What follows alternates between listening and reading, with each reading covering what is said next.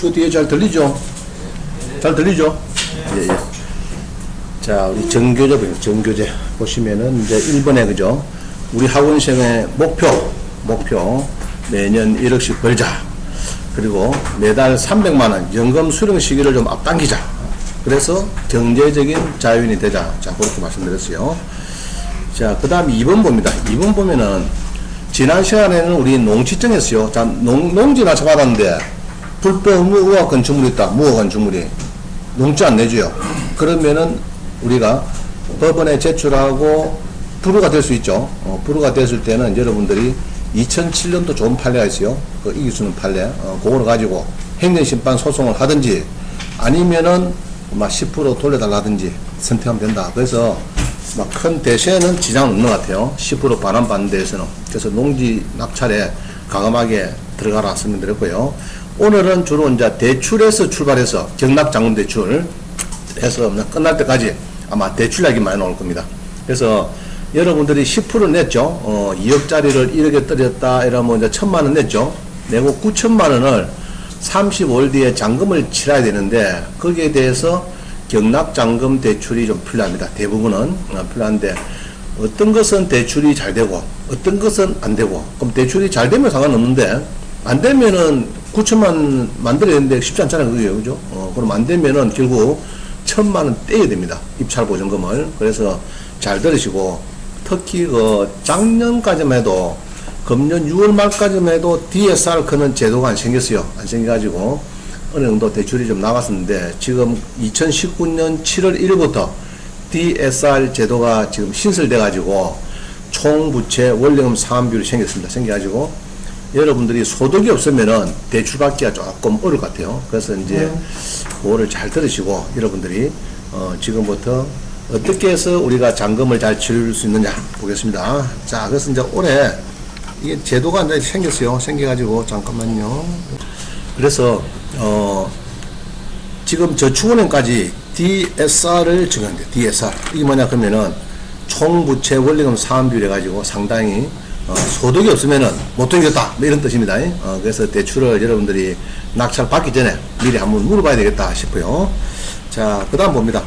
그래서 지금 대출이 잘 안 되는 경우 한 29가지 유형을 그동안에 나옵니다. 이거는 우리 국내 은행인데 주로 신한은행 지침이 되겠습니다. 신한은행. 제가 퇴직을 했는데 거기에서 있을 때 제가 경락잔금 대출을 한 2,000건 취급했어요. 지점장 할 때. 신한은행 지점장 할 때 한 2,000건 취급했는데 하루에 한 3건씩 지점장 그 지배인 직인 날인무게 도랑을 찍어가면서 이전하고 설정하고 그거를 하루에 한 3건씩 했어요.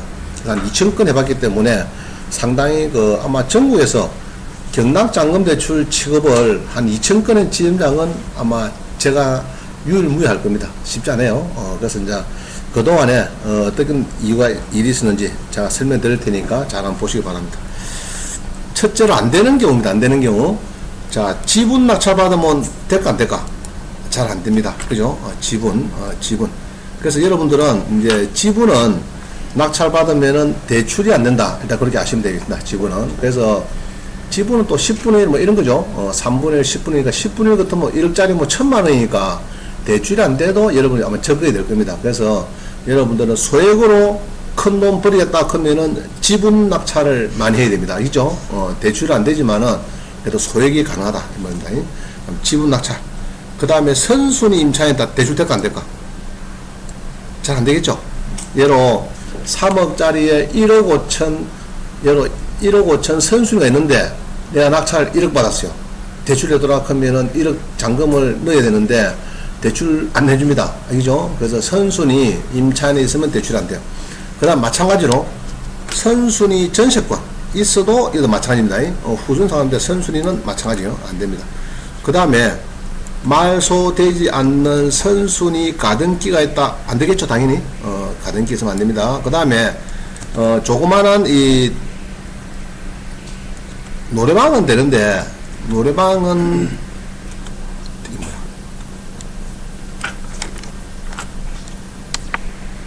자, 조그만 노래방은 되는데, 나이트클럽. 우리 예를 차원 같으면은, 호박 나이트.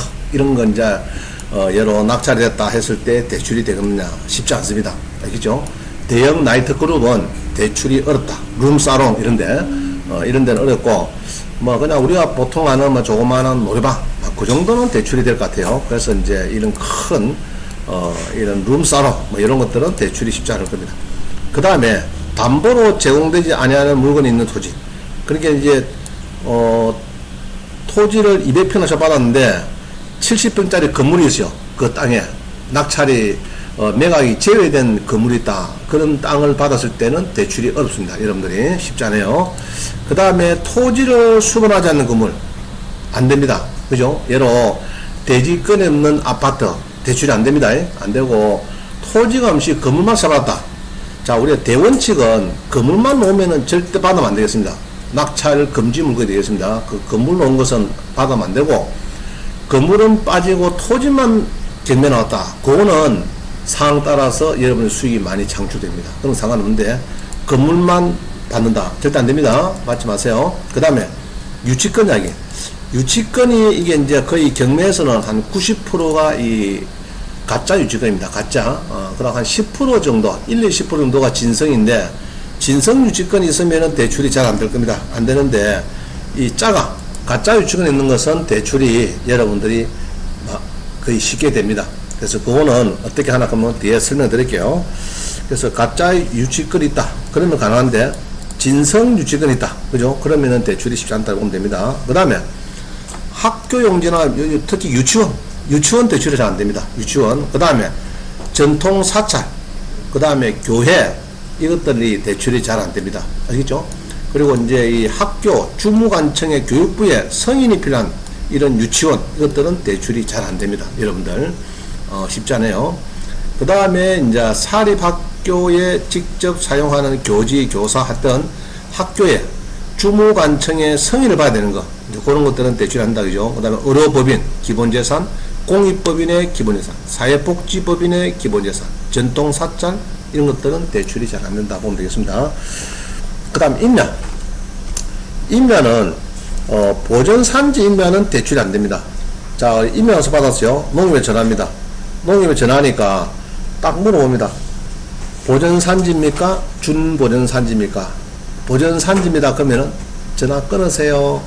준보존산지라 그러면은 그러면 도로가 좀 접혔습니까? 예, 그러면은 오보세요. 도로 안 접혔다 그러면 또 끊으세요.랍니다. 그래서 이제 준보존산지를 받아야 된다.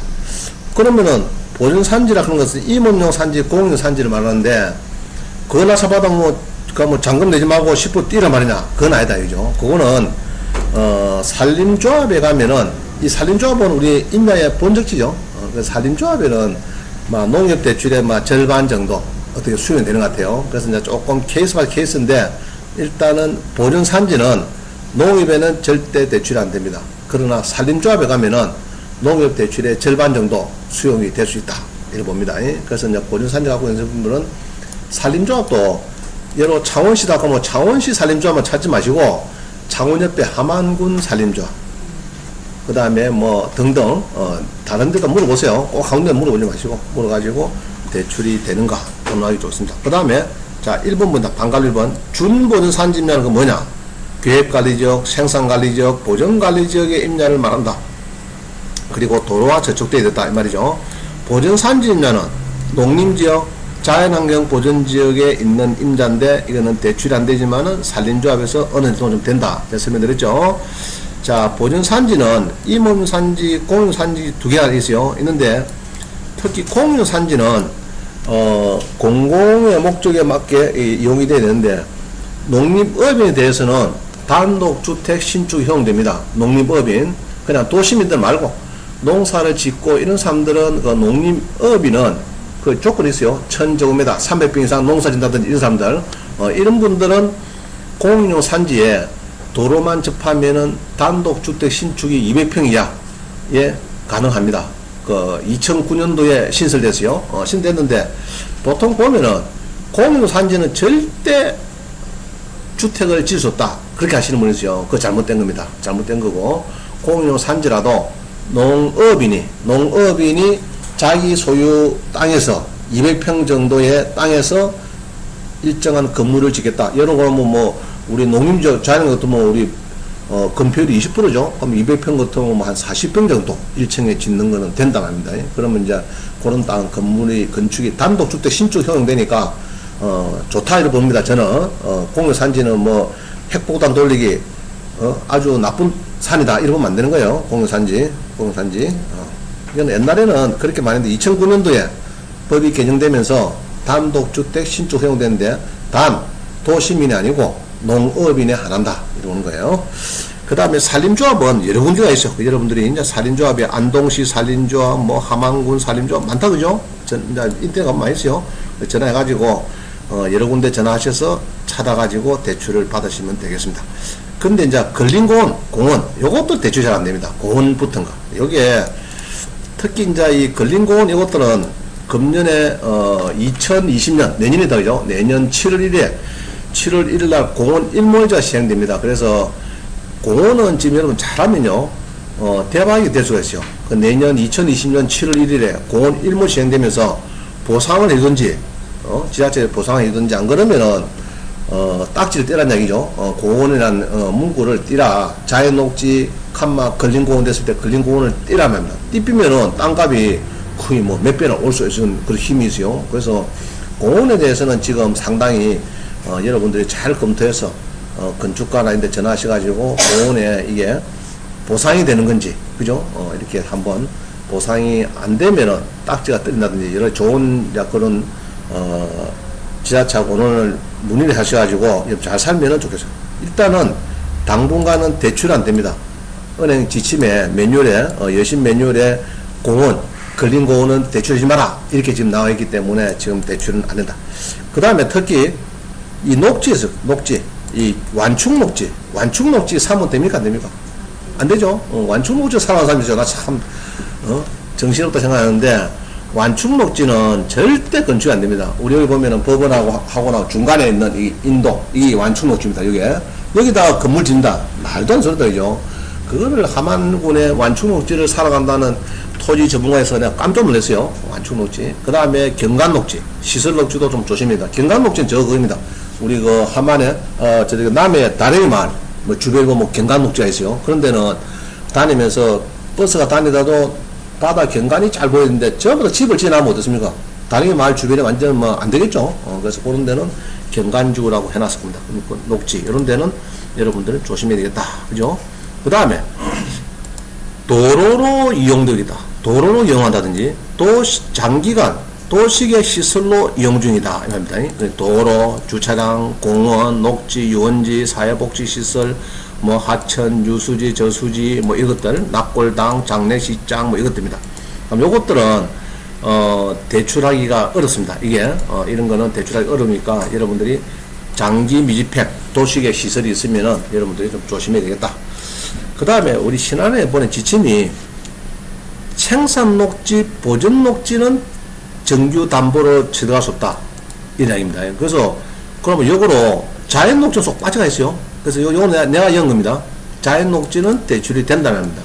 물론 생산녹지, 보전녹지는 농협이나 여타가 뭐 될 겁니다. 되는데 일단은 신안의 지침은 생산녹지, 보전녹지를 대출하지 마라. 이런 것은 좀 이 제한사항이 많다. 건축물 조경표를 보면은 자연녹지는 동그라미가 많아요. 이게 일반 유종되고 짜고 막 써놨는데 생산녹지, 보전녹지는 꽃표가 많아. 꽃표 하지 마라 그게 많아요. 그래서 신안에서는 여기서 보면은 빨간 거는 대출 안 된다 말입니다. 하지 말아야 이거 그럼 뭐 환가가 안 되니까 하지 마라 그러니까 여러분들도 마찬가지. 요런 땅은 조금 피해야 돼요. 자연녹지는 좋은데 생산녹지, 보전녹지는 조금 대출하지 말아야 말이죠. 그러면은 환가가 잘 안 돼. 여러분들도 낙찰 받을 때는 이런 땅들은 조금 피해 나가는 좋아요. 우리 자연녹지가 많이 있기 때문에 경내에서는. 자, 그 다음 봅니다. 계획관리 지역이 아닌 비도시지역. 그러니까 신안에서는 자연녹지 계획관리는 대출해주라 이 말이고 그 외에 여러 비도시 지역은 해주지 마라 이 이야기입니다. 여러분도 마찬가지입니다. 자, 여러분 관리지역에서 생산관리, 보전관리보다는 계획관리 좋죠. 그래서 계획관리를 가급적 낙찰한다 그런 겁니다.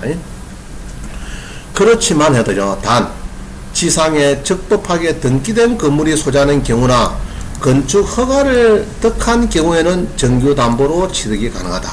얘기입니다.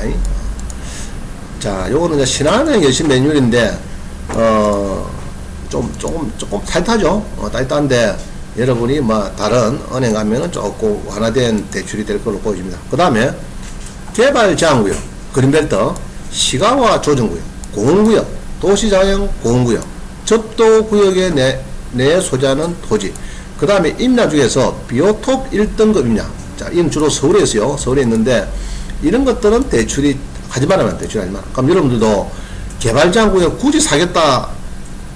그러면 안 되겠죠? 가급적인 피하는 것다. 예로 자연녹지 칸마 개발장구역인데, 그거는 피하고, 자연녹지만 있는 거 산다면. 그죠? 구태여 개발장구역을 사가지고, 그 언제 뭐 풀릴 줄 알고 있으면 여러분들 힘들잖아요. 10년 갈지, 20년 갈지, 30년 갈지 모르니까 피하는 게 좋다. 자, 특히 비오톱은, 이거는 이제 동물들의 살 수 있는 이런 임야인데, 그거 다 자꾸 개발하면 안 되니까, 이렇게 그냥 표시를 해놨어요. 그래서 예술의 전당, 뭐, 옆에 뒤에 보면 이런 게 많습니다. 그래서 여러분들이, 토지연구의 확인서에 임야인데 비오톱 1등급 해놓으면 이게 이제 여러분들 조심하셔야 되고, 지금은 거의 서울에만 있는데, 앞으로 뭐 지방까지 계속 내려올 걸로 보여집니다. 자, 그렇지만은, 개발제한구역이지만은 땅은 개발제한구역인데, 지상에 적법하게 등기가 된 건물이 있더라. 이런 경우는 괜찮대요. 담보를 잡아래요. 이거는 땅하고 건물을 잡아래요. 왜냐 그러면은 개발 제한 구역인데 이 주권을 가지고 식당이 들어섰다. 건축이 됐더라. 그러면 그거는 그 땅하고 건물을 담보를 잡아라. 이 말이죠. 그런 경우가 있어요. 그 창원에는 예로 이제 이 주권 크면은 이제 도로가 이렇게 이제 수용이 되면서 자기 집이 그 뜯기고 딴 데서 실 수 있는 이런 권리죠. 이런 권리를 말하는데, 그런 것은 창원에는 한 1억 5천 전후가 될 것 같아요. 그런 거를 이용해서 적법하게 개발제한구역에 건물이 들어섰다. 그러면 요거는 정규 담보로 취득이 가능하다 봅니다. 그 다음에 상수원 보호구역, 문화재 보호구역. 자, 요런 데는 안 좋은데, 그죠? 대출을 해주지 말아 했는데, 단, 요거도, 뭐, 주유소가 들어갔다든지, 여러 가지, 공장 용지로 들어왔다든지, 이럴 때는 정규 담보로 취득이 가능하다. 적법한 건물이 있으면은 가능하다. 이렇게 보는 거예요. 그 다음에 군사시설 보호구역. 요거는 이제 지금 우리가 많이 완화가 되어 있으니까 거의 많이 지금 풀고 있습니다. 풀고 있는데, 군사시설 보호구역. 그죠? 그러나, 군사기지미군 보호구역, 그죠? 제한보호구역. 이 제한보호구역은 뭐 큰 제한 없는 것 같아요. 그래서 통제구역, 뭐 이런 데는 여러분들이 대출을 좀 조심해서 접근해야 되겠다. 그죠? 그 다음에, 맹지 뭡니까? 진입로가 없다 말이죠. 이런 것들은 대출이 잘 안 될 겁니다.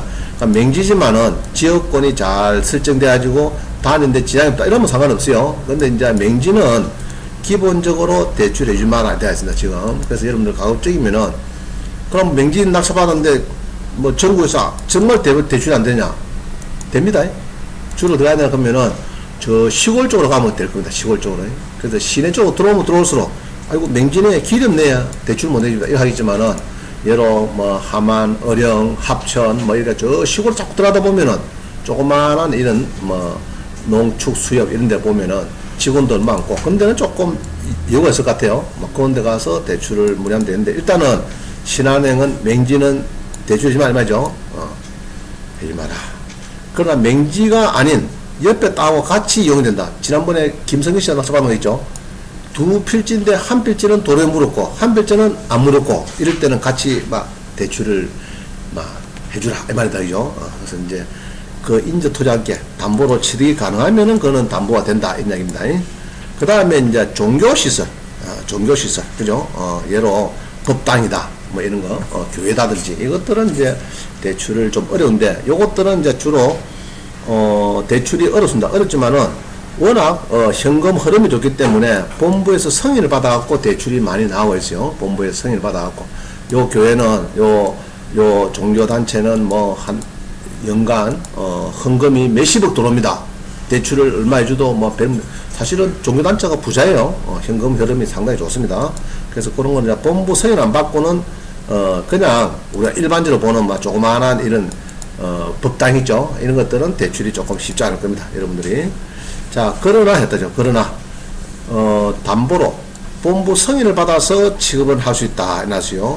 그 다음에 구분 소유 건물을 임대해서 일시적으로 종료된다. 보통 보면 김해에 그런 게 있어요. 김해에 보니까 주로 상권 있는 빌딩의 중간에 7층에 법당이 있어요. 7층의 법당. 그걸 낙찰받았어요. 대출되느냐? 그거는 된대요. 여기 보면은 구분 소유 건물을 임대를 해서 거기에서 법당으로 안 그러면 교회를 쓰더라. 그러면 요것들은 이제 여러분들이 대출이 된다. 이렇게 보면 되겠습니다. 그 다음에 노유자 시설, 종교 시설, 노유자 시설 요것들은 안 되는데 노유자 시설 중에서 어린이집, 보건복지부는 이제 산하인데 어린이집은 대출이 잘 됩니다. 어린이집은 대출이 잘 된다 보면 됩니다. 노인복지주택 요것 여기서 파란 거는 대출이 된다고 합니다. 빨간 건 안 되고 단 이제 이런 거는 이제 파란 거를 붙이는 요거는 대출이 되는 거예요. 지금. 자, 그 다음에 정비구역에 저촉되는 낮이, 그러니까 재개발 구역에 들어갔다든지, 뭐, 관리처분 계획 인가가 완료됐다든지, 뭐, 이런 땅들은 담보로 잡지 마라. 됐어요. 그 다음에 이제 공부, 소재지, 지목, 구조가 현저히 달라서 동일서 인정이 없다. 우리 서울의 종로나, 우리 경남 창원에 보면은, 저 창동에 보면은, 옛날, 여러 뭐, 스레터 이런 집인데도 불구하고 지금 보니까 대수순 해가지고 서랍어 집으로 딱 돼가 있어요. 2층 뭐 서랍어 집 정도로 뭐 돼가 있으면은 그거는 실제가 틀리죠. 그래서 이제 이런 거는 대출하기가 좀 어려울 겁니다. 감정도 잘 안 나와요. 이게 내가 대수순 한다고 비용을 한 3억 들었는데 실제로는 감정 평가사가 한 1억 정도밖에 안 올려주고 대출이 작습니다. 동일서 인장이 어려운 그런 게 있어요. 건축물 대량하고 실제하고 다른 경우 많이 있어요. 건축물 대량은 40년 전 건데 지금 건물 가보니까 뭐 완전 새 집이라 새 상가고 이런 것들이 많이 있습니다. 요것들은 이제 대출을 정규 담보로 잡지만 해놨죠. 그 다음에 뭐 여러 가지 공해가 유발이 심한 공장, 공해가 뭐 유발이 심한 거. 그 다음에 쓰레기 매립장, 폐기물이 많더라. 낙찰 받은 데 가보니까 완전 뭐 이런 공장이 아니고 폐기물 저장소 거치를 막 되어 있는 게 있습니다. 그죠? 이제 그런 것들은 이제 대출을 해주마라. 뭐, 납골당, 뭐, 이런 것들. 그 다음에, 이제, 보면은, 경관지구 있죠. 26월에 경관지구, 풍치지구, 뭐, 요것들, 요런 지구가 되어 있는 땅. 그 다음에, 이제, 아파트 단지 내에서 지하 있는 상가. 요것들이 이제 담보를 신중히 해라. 이 말이죠. 근데 지하는 이제 보통 좀 되고 있더라고요. 되고 있는데, 신안에서는 하여튼 신중하게 해라. 지하, 환가가 어려울 수 있으니까. 그 다음에 소액낙찰. 1, 2, 3천만원 잡아갖고 대출하더라 하면 잘 안 될 겁니다. 그 다음에 특히 대지권만 낙찰받았다. 아파트 대지권만 낙찰받았다. 집합 건물에 아파트 대지권을 내가 낙찰을 받았다. 대주택 안 될까? 위에 20세대 아파트가 있는데 밑에 땅만 깔린 땅만 설정이 돼가지고 묵은 설정이 있어가지고 경매대에서 낙찰을 했다. 대출 되겠습니까? 안 되겠죠. 위에 건물에 아파트 건물이 빠지고 밑에 대지권만 쭉 낙찰받았다 하면은 안 된다 봅니다. 자, 그 다음 봅니다. 그래서 지금 대출한다 거기 줄었는데 소득 증빙이 없으면은 지금 아주 상당히 지금 뭐 못해주겠다 그 정도까지 나오고 있어요. 그래서 가정주부는 그럼 묻잖아요. 가정주부 소득도 없는데 그럼 그분은 건강보험료 내는 게 있습니까? 10만원 뭐 이런 것도 찾아보고 그 다음에 카드 쓴 실적이 있습니까? 해갖고 이것도 역산해서 뭐 소득을 좀 봐주기도 하고 막 그래요. 그래서 여러분들이 대출이 많은 사람도 있고 없는 사람도 있고 집이 또 있는 사람도 있고 또 없는 사람도 있고 다 틀려요. 그래서 그거는 뭐라고 단장이 어렵지만은 여러분들이 낙찰 받는 물건을 은행에 설명을 하고 그러면 은행 전산 넣어가지고 대출 얼마 되겠습니다. 그것으로 합의가 돼서 받아주겠다. 그래도 잘 안되면 저한테 연락하든지 해가지고 제가 또 다시 알아볼 수가 있으니까 그렇게 해서 미리 경락잔금 대출에 대해서 여러분 조심해서 접근해야 될 것 같습니다. 자, 봅니다. LTV 그런 게 있어요. LTV. 요거는 보통 우리가 70%입니다. 70%. 여러 1억짜리 아파트다 그러면은 7천만 해주라 말이죠. 예전에 실제 은행 가보면 뭐랍니까? 소액보증금 한 건 1,700 빼삐고 5,300 주고 막 이렇게 하죠, 보통. 그 다음에 총부채 사업비 DTI 그런 거. 요거는 지방은 DTI가 없어요. 없고 지금은 오히려 DSR 해가지고 총부채 원리금 사업비. 여기 셉니다, 지금. 요게 지금 그냥 뭐 아주 소득이 없으면은 대출이 안 될 정도로 마이너스 통장을 써도 대출을 잡히고 막 그래요. 자, 그 다음에 이제 LTV, DTI 기준표를 보시면 되는데 뭐 서울은 이게 뭐 LTV 한도가 40%, 우리 창원은 70% 됐는데 서울에는 뭐 40%, 또 집에 하나 더 있으면은 뭐 30%뭐 이런 식으로 아주 낮습니다. 그래서 여러분들이 서울에 특히 강남이나 이런 쪽에 이제 낙찰 받으려면은 대출이 작다. 그래서 지금 강력한 대출 규제에서 지금 부동산 거래가 아주 절벽에 가깝다 이렇게 봅니다. 제가 볼 때는. 그래서 예전에 우리 IMF 때는 기업 부채가 한 10% 됐어요. GDP 국민 총생산 10%가 발목을 잡아가지고 우리 97년도 IMF 터졌어요. 터졌는데 지금은 가계부채가 GDP의 97% 됩니다. 지금 거의 만 1,500조가 넘어가 버리니까 IMF나 정부에서 고민하는 거예요. 야, 이것도 잘못하다가 제2의 IMF가 오지 않겠나. 이래서 대출을 강력하게 지금 규제를 하고 있는데 풀리기는 당분간 어려울 것 같아요. 이게 어려울 것 같고, 그래서 이제 지금 부동산이 그렇게 지금 상승을 못하는 이유 중에 하나가 강력한 초강력 대출 규제가 문제다. 저는 그렇게 생각합니다. 그래서 대출 규제가 부동산 발목을 좀 잡고 있다 이렇게 보여집니다. 자, 근데 보통 보면 대출은 보통 어떻게 했나 그동안에 신협하고 수협 보면요, 신협은 낙찰가의 입찰 보증금 뺍니다. 그 다음에 수협은 낙찰가의 80%. 그러면 기본적으로 보면 오히려 신협이 10%를 빼니까 오히려 조금 더 높은 것 같아요. 수협보다는 신협이 대출 한도가 조금 더 노는 것 같아요. 거기에서 예로 아파트 주택이면은 소액 보증금 뺍니다. 소액 보증금. 아파트 같은 거는 1,700. 상가다 그러면 1,000만원. 그렇게 빼는 거죠. 그거는 뭐 똑같습니다. 수협이나 신협이나. 그래서 이렇게 이제 방빼기를 하고 있다. 이렇게 이제 아시면 되겠고요. 그 다음 하나 봅니다. 토지 경락잔금 대출은 둘 중 저금이 그 토지가 제일 면면해요. 이거는 방빼기 없으니까 토지는 방빼기 없으니까 좀 면면합니다. 그래서 감정가 5억이다 하면요 70%는 3억 5천이죠. 이렇게 이제 보통 여러 부동산 중개업소에서 5억이 매매됐다 그러면은 한 3억 5천 정도 그동안에 대출됐어요. 됐는데 경매니까 1억 8천에 낙찰됐다 하면은 입찰 보증금을 빼고 1억 한 5,300이 되더라. 그게 1억 낙찰 받았는데 3억 5천에 준다. 그건 안 되는 거죠.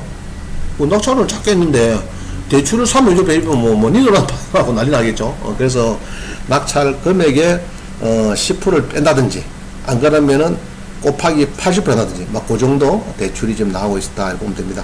그 다음에 상가도 마찬가지. 상가도 보통 그 매매가 분양을 받았다 그러면 70% 해서 소액보증금 이렇게 빼는 거죠. 보통 이렇게 매매가 되는데 낙찰 금액이 있으면은 낙찰 금액에서 선순위 상가가 있으면 일단 뺍니다. 일단은 3천만원 빼고 뭐 소액보증금, 입찰 보증금을 2,700을 빼고 2억 4,400만. 그래서 3억 100에 낙찰 받았는데 2억 4,400을 해주겠다 이 말이죠.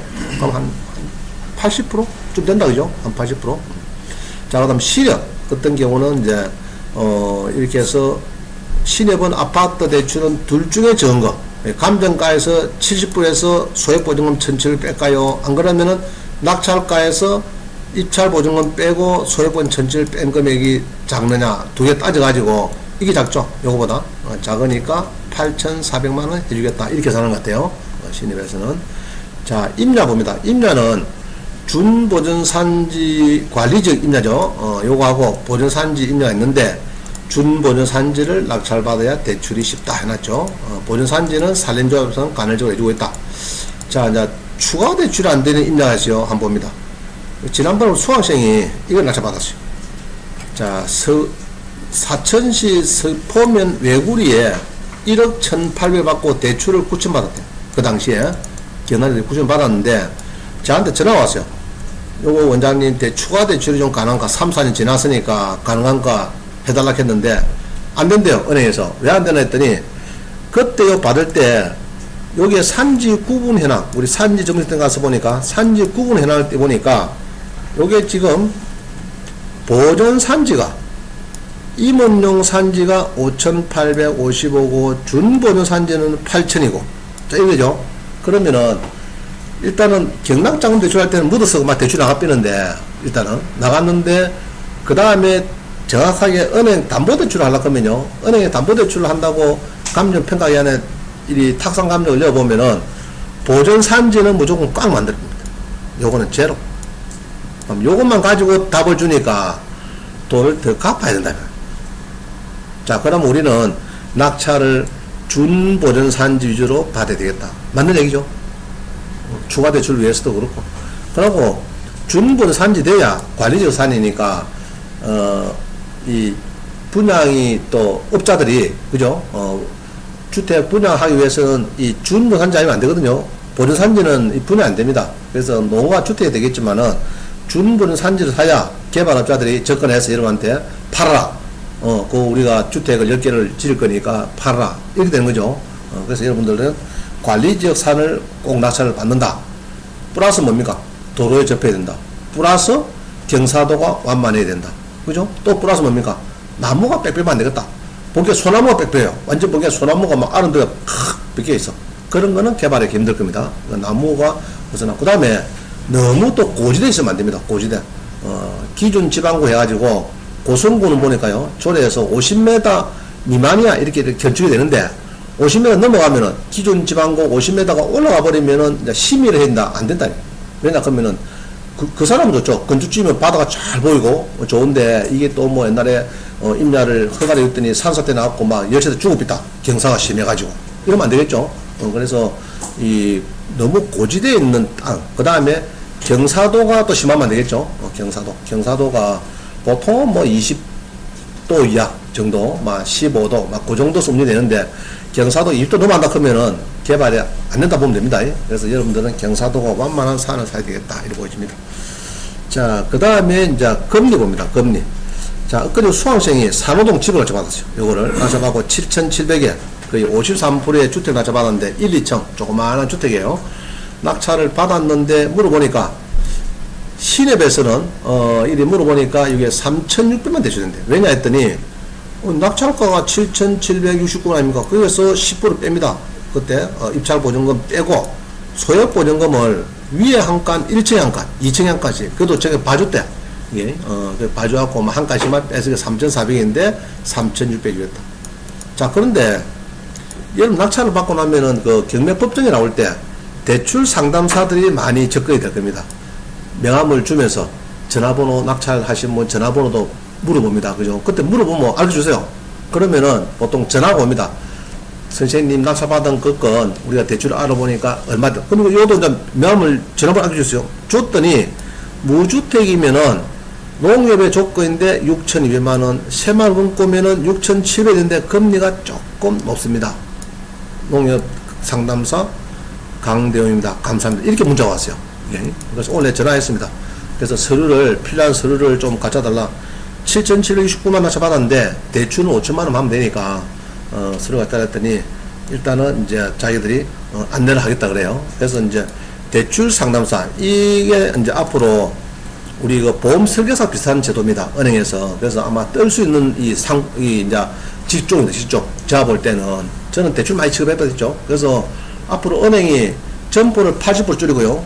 인력도 뭐 거의 반 이상 뭐 줄인다 이런 이야기가 지금 계속 뉴스가 나오고 있어요. 나오고 있는데 그럼 은행이 점포를 80% 줄이고 인원을 자꾸 줄이면은 은행에서는 예대 마진으로 많이 수익을 갚는데 대출을 그럼 누가 금융할 거냐?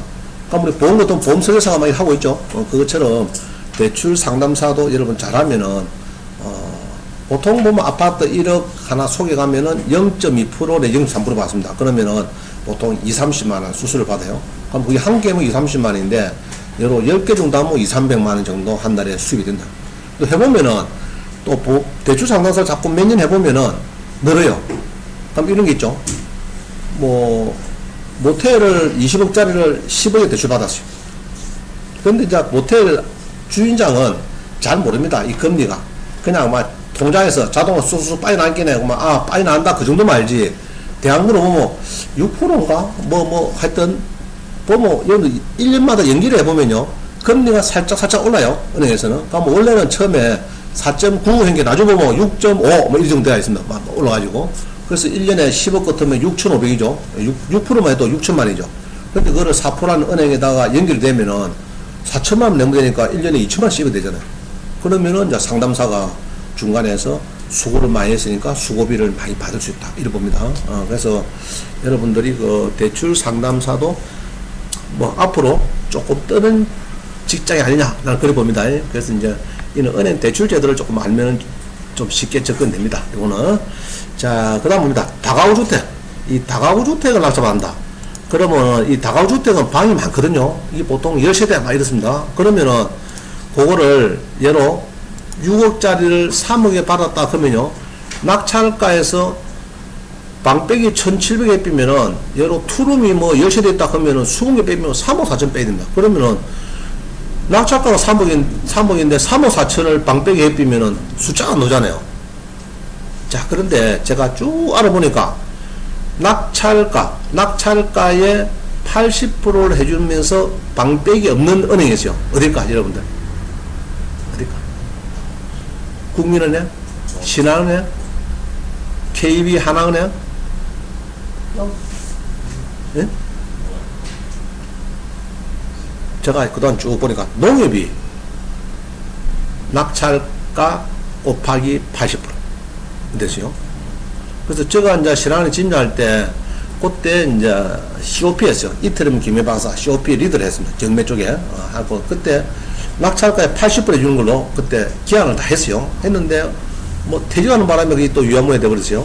그때 이 지침이 딱 만들어야 되는데 낙찰가에 80% 주자. 저는 그렇게 했어요.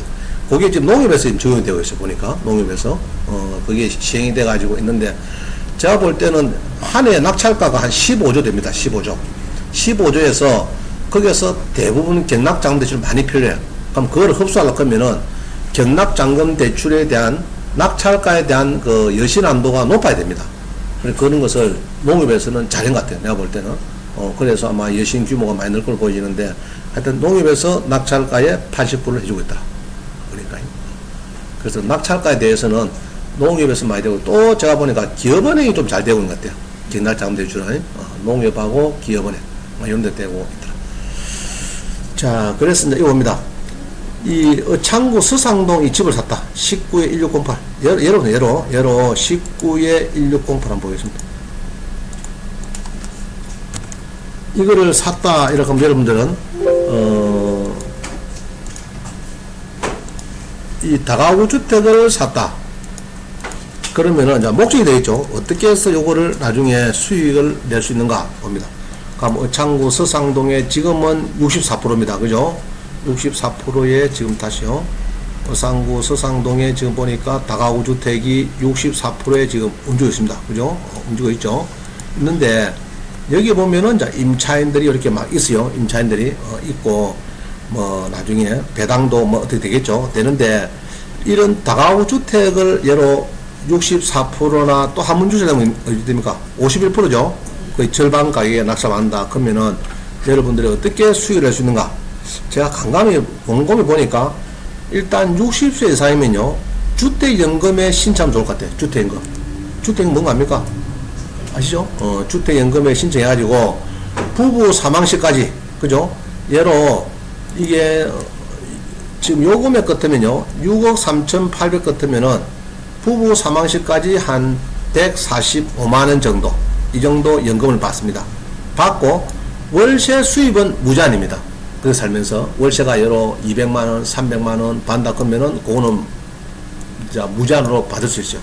보증금 없는 월세 무슨 말이죠? 월세는 받을 수 있다. 자, 그 다음에 또 60세 이상이다 그러면은 연금형 희망남주택. 자, 여기 작년에 생겼는데 2019년도부터는 60세가 되면은 여기에 또 연금을 받을 수 있어요. 연금을. 이거는 LH공사에 파는 겁니다. 주택연금은 한국주택금융공사에 요거는 대출받는 거고 형식이. 그 다음에 연금형 희망주택은 요거는 LH공사에 파는 겁니다. 소유권을 가져오는 거예요. 그럼 요거는 이 한 주택을 사가지고 10주택으로 만들어서 저소득층 요런 데에 이제 LH에서 임대를 하는 겁니다. 근데 여기 지금은 또 변경이 돼가지고 15년 넘어도 주택이나 다우주택이 15년 넘고 30년 넘고 40년 넘은 것도 산다. 이 됩니다. 40년 넘은 것도. 제일 애매한 것이 10년이 이상 되고 14년 된, 권령이 14년 된 거. 10년이 넘고 14년. 그건 안 사고, 그 앞에 거, 뒤에 거는 산다. 단독주택이든 다가구주택이든. 그거를 자기들 사가지고, 리모델링 해서, 어느 해서, 이제 저렴하게 국가에서 임대를 한다. 합니다.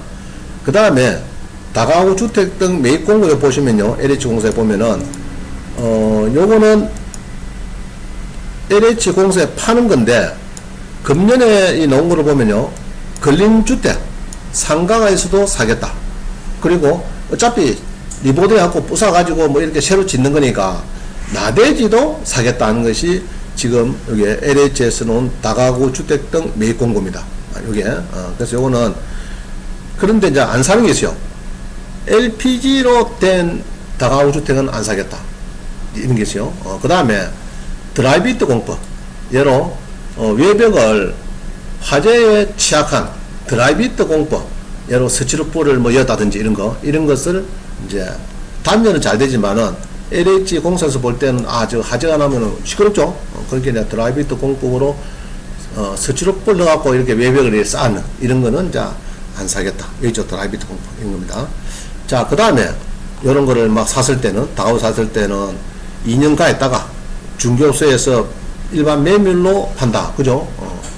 여러 무주택 작업도 뭐 2년 지나면은 일단은 비과세 되는 거죠. 뭐 그렇게 해서 또 파는 경우도 있을 거고, 안 그러면 평생 거주하다가 상속한데, 자, 상속도 그렇습니다. 일괄 상속해가지고 자산이 10억이 하는, 예를 아버지 돌아가셨어. 그러면 그때 자산이 10억이 하다 그러면 상속이 없어요. 근데 아버지 돌아가시고, 그 다음에 엄마 들어왔어. 부부 사망하고 엄마가 사망하면은 5억이 하는 상속이 없습니다. 그럼 요걸 우리가 일괄 상속이랍니다. 상속하는 수가 있을 거고, 법정 상속 비율은 배우자는 1.5, 나머지 자녀들은 1이다. 아시죠? 1.5, 1입니다. 자, 그래서 이런 건 안 산다. 감정서 보니까 이런 게 있어요. 감정평가서에 건물의 구조 해놔놨고, 외벽이 뭡니까, 지금? LH공사에서 산다, 안 산다, 이거? 안 산다. 드라이비트 마감했다. 이거는 보통 보면은 이제 앞면은 황석을 잘하는데, 옆면하고 뒷면을 막 스치를 잡고 안 보이니까, 잘 안 보이는 데는 이제 드라이비트로 마감했다. 이런 거는 이제 파란 문화 가면은 LH에 매도하려면은 새로 뜯어비고 새로 또 시공해야 제가 삽니다. 꼭 안 사는 건 아닌데, 자, 그런 게 비용이 많이 들겠죠. 그래서 이제 여러분들이 애초에 낙찰 받을 때 드라이비트 공법으로 시공이 안 된 다가구 주택, 이런 걸 사야, 경비가 많이 안 들어간다. 이러면 되겠네요. 그죠? 자, 그 다음 봅니다. 자, 주택담보대출 2억을 받으면은 매달 대출이자는요, 보통 지금은 이제 균등분할 상환을 많이 하고 있어요. 예를 들어 30년 한다 그러면요, 30년 대출을 받는데, 그죠? 그러면은 보통, 원금은 한 55만원, 나머지는 이자 쪽으로 120만원, 이 정도, 여러분들이 아마 내야 될 것 같아요. 그 다음에 문제는, 이 낙찰을 받았어요. 근데 이제 경락자금 대출 받았는데, 세입자가 들어옵니다. 또, 월세가 안 들어오고 세입자가 들어오면 대출을 끄라 그러죠. 끄라면은 중도 상환 수수를 해야 돼요. 한 달밖에 안 썼는데 갚으러 가면요, 1.4% 정도. 예로 2억이다 그러면 280만 내라. 이 말이죠. 그게 좀 셉니다. 6개월이 지나면 조금 작다가 3년이 딱 지나면은 그때는 중도 상환 수수가 없습니다. 그러니까 일단 3년 이내는 여러분들이 미리 갚으면은 페널티를 물어야 돼요. 중도상환 수수를 물어야 된다. 많게는 한 1.5에서 물어야 된다. 이렇게 보면 됩니다. 자, 법인명의 낙찰. 법인 낙찰 받아도 대출 될까 안 될까? 오히려 더 잘, 지금 서울에는 아까 했죠. 서울에 아파트 낙찰 받아 뭐 LTV가 뭐 30%, 40% 샀죠. 법인은 또 그런 제도가 없어요. 기업 대출에 대해서는 뭐 LTV, DTI, 뭐 총부채, 원리금 이런 건 안 따집니다. 재무구조 따지고 이런 거 따지기 때문에 오히려 서울에는 법인을 만들어서 아파트를 낙찰받은 사람이 많다, 이렇게 얘기 들었어요. 그것도 뭐 일리가 있는 이야기입니다. 그래서 일단은 지방은 법인 명의 낙찰 받으면은 안 되느냐, 아파트를 다 되긴 됐어요. 몇 받고 돌긴 돌았지만은 뭐 결국 잔금은 치르더라고요. 치르는데 법인 낙찰 받을 때 조심할 게 하나 있습니다.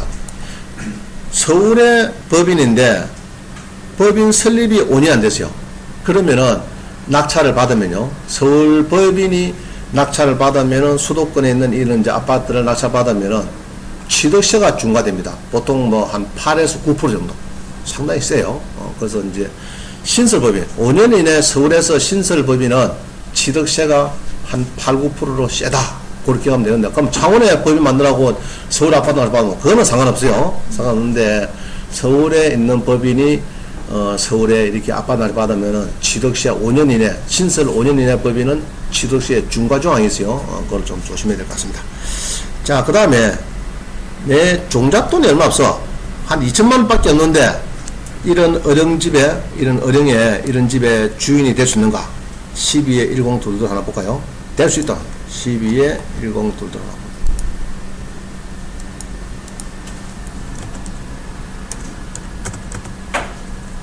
자, 이런 주택을 납치받으면 딱 나오면 여러분들 어떻게 생각됩니까? 이런 주택이 개면 왔다 이럴 거면. 자, 어령의 주택이다 그죠? 어령의 주택인데 대지하고 건물하고 이렇게 만만치 않습니다. 262평에 2층짜리 집이죠. 자, 이런 집입니다. 이런 집인데요. 다시 봅니다. 요런 2층짜리 2층 주택이 좋죠? 깨끗하죠? 요 주택이 지금 이게 경매로 나왔다. 경매로 나왔는데 5억짜리가 여기에 이까지 떨어졌다. 자, 그럼 이까지 떨어졌는데 여러분들 26억에 떨어졌는데 뭐가 생각납니까? 저런 주택을 납치받으면 첫째로 60살 넘으면 뭡니까? 저거 납치받아 주택연금을 받아볼까 생각되죠? 그러면 26억 납치받아서 거의 뭐 100%까지는 안 돼도 한 90%는 연금이 될 거거든요. 그럼 26분 납치 받아서 31분 납치 받았네. 30분 받아서 한 90% 연금을 받는다. 그럼 3배 정도. 괜찮은 거죠? 일단은. 자, 그 다음에 요 주택은 5억짜리 주택인데 처음에 이 새 집이 지었을 때 대출이 얼마나 나왔냐면요. 자, 이 건전항을 해서요. 3억 9천을 하고 여기서 바로 경매를 넣습니다. 이 농협입니다. 농협에서 3억 천 거는 것은 원금이 3억 나왔어요.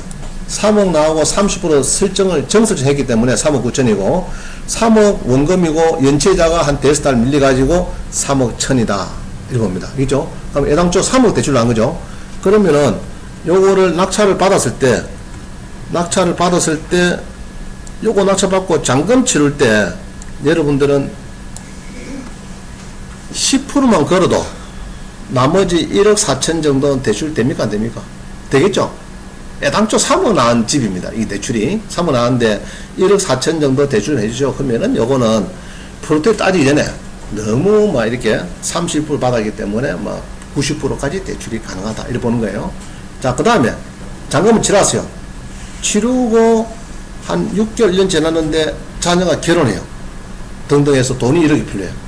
그러면 추가 대출 1억 받으면 2억 4천인데 대출 될까 안 될까? 되겠죠? 된다고 봅니다. 제가 볼 때는. 그래서 이제 주택연금을 몇 개 될까? 추가 대출이 필요하다 쓸 수도 있고 여러 가지 이제 저가로 받은 이런 주택들은 농지나 주택은 연금 쪽으로 여러분들이 활용하면 좋겠다 이렇게 보여집니다. 그죠? 그래서 주택연금에 적합하다 이렇게 보여지는 거예요. 자, 근데 봅니다. 요 주황동에 이렇게 상가가 14%였습니다. 14%. 그러면은 물론 이 지하라서 그러는데 이 14%에 낙찰됐는데 그때 당시에는 대출이 한 80% 됩니다. 지금 제가 보니까 대출 한 20억 정도 갔어요. 그죠? 많이 올라가죠. 이 상가가. 물론 안에 뭐 내부적인 뭐 스크린 골프장 시설도 많이 있지만은 나가 있고. 자, 그 다음 또 봅니다. 요거도 상가가 이게 코코 프라자 그런 거 1층 상가입니다. 상가인데 낙찰이 지금 30분 돼, 30분. 일이 됐는데 지금 대출이 보니까 14일. 그래서 이런 상가들이 절반 이하로 거의 30%대 받으면은 상당히 대출이 증가되는 폭이 상당히 높습니다. 예. 그래서 경매 전문가들은 이런 걸 좋아하는지 모르겠어요. 돈이 급하면은 또 끄집어가지고 또 지분 낙서도 받고 MPL도 사고 뭐 이런 거죠. 이렇게 많이 수익을 내는 것 같습니다. 자, 그 다음 봅니다. 유치권이 신고된 물건을 낙찰받았는데 경매 잔금 대출을 어떻게 해결하면 되느냐. 자, 봅니다. 유치권만 신고되죠. 이 신고된 이 물건들이 있는데 요거를 낙찰을 받았을 때 어떻게 해결되는가. 그래서 제가 진료할 때는 거의 뭐 영남 지역은 유치권 신고된 거는 잘 다 왔어요. 그럼 저는 이제 어떻게 판단하냐. 집행관이 경매 직후에 집행관이 현장 가서 조사한 현장조사 보고서에 유치권 신고자가 언급이 안 되면은 그거는 유치권이 성립 안 한다고 봅니다. 거의 판결문에 다 인용하고 있어요. 대부분 판결문에. 그래서 제 실무자 보고, 대출 실무자 보고 불러서 앞으로 내가 섭외나가고 없을 때 손님이 공장을 낮춰받았다, 여러 가지 유치권 있는 걸 낮춰받았다, 그럴 때는 집행관의 현황조사서를 봐서 언급이 안 되면 그 신고한 사람이 점유를 안 한다 보고, 안 하면은 유치권 성립 안 되는 거니까 대출을 해준다고 바로 얘기해라 하고, 언급이 되면은 내하고 저녁에 다시 응하는 거다, 그렇게 판단했어요. 자, 그럼 여러분들은 어쩌면 실무상으로 여러 유치권이 신고가 막 됐어요. 한번 보겠습니다. 우리가 여기 보면은 다시 이래가지고 여러 경남만 보겠습니다. 경남에 유치권이 신고된 물건 검색이라니까 지금 58개 나왔어요. 56개. 그럼 뭐 이런 것들이 유치권만 신고됐죠. 신고가 되어 있습니다. 유치권이 신고됐다 이 말이죠. 그러면은 이 유치권이 신고된 것은 제가 뭘 본다 했죠? 자, 한번 봅니다. 자, 여기 보시면은 이게 이제 상가가 이렇게 있는데, 여기 보면은 제일 밑에 보면은 이렇게 뭐 유치권이 막 신고됩니다. 유치권이 어디 갔나? 유치권. 자, 여기 있죠. 뭐 1억 어디 갔나? 유치권 어디 있죠? 여기 있네. 자, 유치권이 막 신고됐습니다. 뭐야?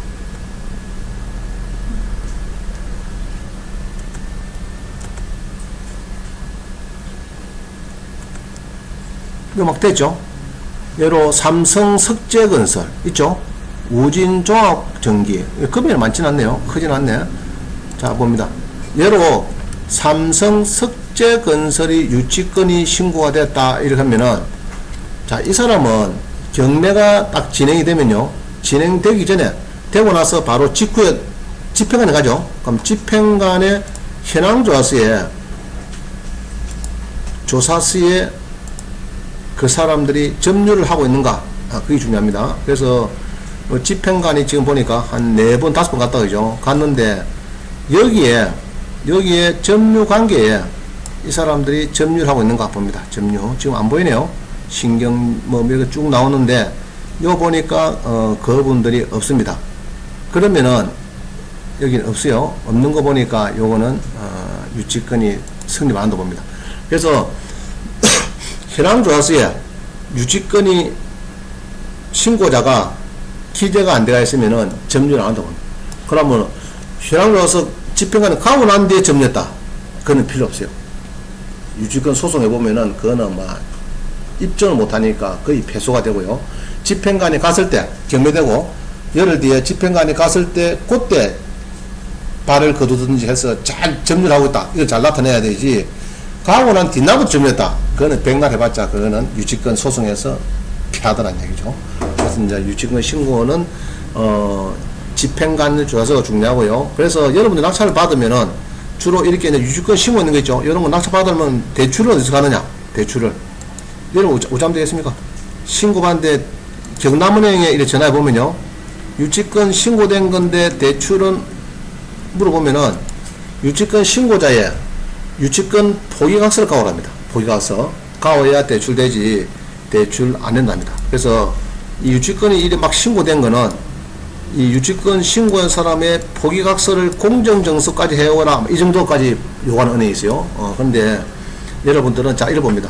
자, 알게 됩니다. 자, 경남에서 유치권이 신고된 게 아니고 진행이 아니고 뭐라고요? 매각된 거. 검색에서 보면은 이제 이게 4,682건이 나왔어요. 매각된 게. 그동안 유치권이 신고됐는데 낙찰이 됐다 이 말이죠. 낙찰이 돼가지고 지금 움직이는데 유사한 거를 찾습니다. 몇 개. 그러면 지금 낙찰일로부터 한 3, 4개월 전에 거 잔금 치렀겠죠.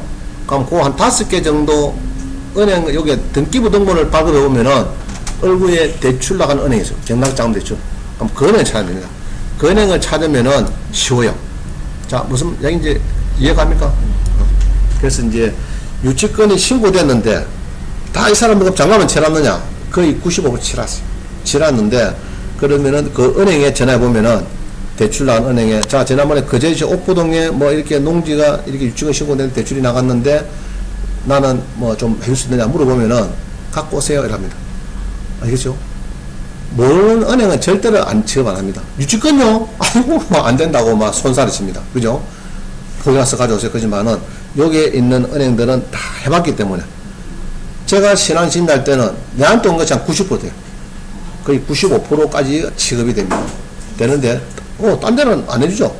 저는 뭐, 경매 또 박사 아닙니까? 박사고, 진단할 때, 많이 지원할 때. 그런 게 이제 유치권 신고한 사람들이 많고, 그러면 대출 안 되니까 경매 전문가들이 전부 다 저한테 많이 찾아왔어요. 대출을 해달라. 그럼 제가 선별해서 많이 나갔어요. 많이 나갔어요. 자, 방법 뭔가 알겠죠? 매각된 거를 찾는다. 이겁니다. 매각된 거를 찾는다. 자, 그 다음 봅니다. 종교시설. 이 종교시설이 이 대출이 잘 안 됩니다. 종교시설. 누가 있죠? 17에 4233 볼까요? 17에 4233. 아니, 여기 들어가면 안 되고. 다시.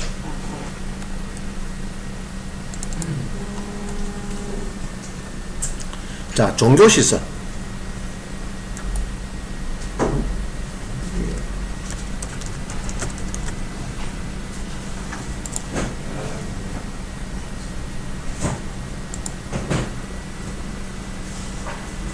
자, 눌러보겠습니다. 이 경남에 종교시설을 한번 검색해봅니다. 경남에 종교시설 검색하니까 지금은 10개밖에 없네요. 10개 넣어있대요. 종교시설이 이렇게 많이, 이 전국이네. 예, 전국에서 많이 나옵니다. 종교시설. 이런 이제 절 같은 게 많이 나와요. 이렇게. 막, 종교시설이죠. 여보, 법당이 있고 막 이렇습니다. 그죠? 그럼 요런 데 대출은 어떻게 하면 되느냐? 이런데 낙찰 받았을 때 대출은 어떻게 하면 되느냐? 자, 그럼 이제 경남 거를 한번 봅니다. 경남에 지난번에 저한테 온 게 있습니다. 자, 의창구, 양곡동 낙찰을 받아서 대출을 좀 해달라 받을 건데 요청했습니다. 자, 그래서 어쩌면 된다고요? 그 전에 팔린 거를 찾았습니다. 거제시, 여기 있죠? 요거. 뛰니까, 여기에 뛰니까 신임해. 그래서 나는, 아이고, 잘 됐구나. 그렇고, 이제 찾았구나 했는데, 10분 뒤에 전화 왔어요. 아까 전화하신 분이죠. 종교시설, 경락장금 대출 때문에. 내가 했다니까. 아이고, 죄송합니다. 안 된대요. 왜 안 되냈더니, 자기들 지침은 거제 시내 거는 되는데, 벗어난 거는 좀 어렵다. 그래서 그때 거제 시내에 대출을 못했어요. 못하고 결국 많이 헤맸습니다. 그때. 그래서 종교시설은 이 대출이 힘드는데, 만약 하고 싶으면 어찌 됩니까? 자, 이러면 되겠다죠. 경남 말고, 그만 전국을 해서 낙찰된 종교시설 검색하면 어떻습니까? 570만 건 나오죠. 그럼 거기에 몇 달 전에, 예로, 6월달 청도, 충주, 한 대군데 띄보면 나오겠죠. 등기부 등본에. 그럼 그거 전해가지고, 요 종교시설을, 우리도 이 종교시설이 요번에 낙찰이 됐는데 대출 좀 해주소. 그러면은 또 모르겠어요. 요 방법이 제일 좋아요. 딴 데 물어보면 안 돼. 그죠? 딴 데 물어보면은 개인이 시간만 낭비하고 힘들어요. 힘드는데, 아까 유치권도 이렇게 했다, 그죠? 매각된 거, 낙찰된 거를 찾아보면은 쉽다. 이건 아주 중요한 노하우를 제가 설명드렸습니다. 이해가시죠? 자, 그 다음 봅니다. 공매도 대출이 잘 되는가? 공매.